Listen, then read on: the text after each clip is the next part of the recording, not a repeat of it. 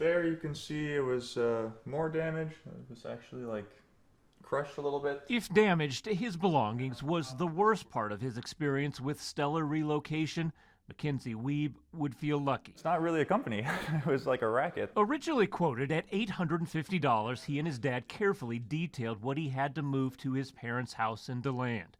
The contract listed other possible costs, but it was only after all of his belongings were on the moving truck did he find out it was nearly $3,400, 4 times the original estimate. They said, okay, now it was like under their possession. They were going to go put it in a warehouse. Instead, he allowed the movers to follow him to his bank to get cash. They demanded more money on the other end from his mom in DeLand, cash only. You're alone against the 3 of them, and these people are clearly trained not to be movers, but to be bullies. When she couldn't provide enough cash, she claims they just dumped everything into a pile in the driveway. Stellar Relocation is a fictitious business name owned by One Man, One Van, LLC. The man behind that company, Sean Thompson.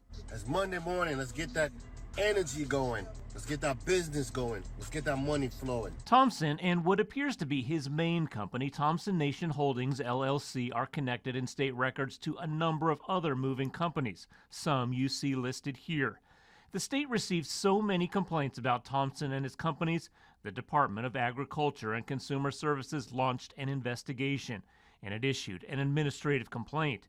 It found they held goods hostage despite customers paying or offering to pay the original amount on the invoice. Their trucks didn't have proper insurance, and they operated some fake companies with fake addresses.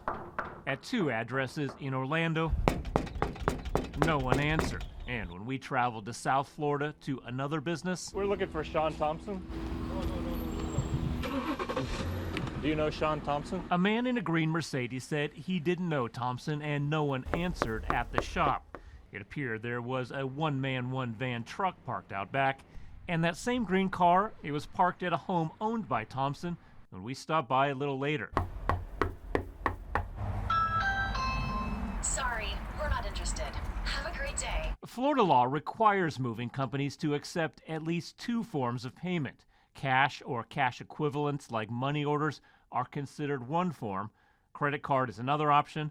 A personal check, a third option. The state alleges Thompson Nation only gave one option in many cases, and the state denied the company's attempt to renew its license to do moves within Florida. It was like the truck is locked and we're not unlocking it and you're not getting your stuff unless you give us more money.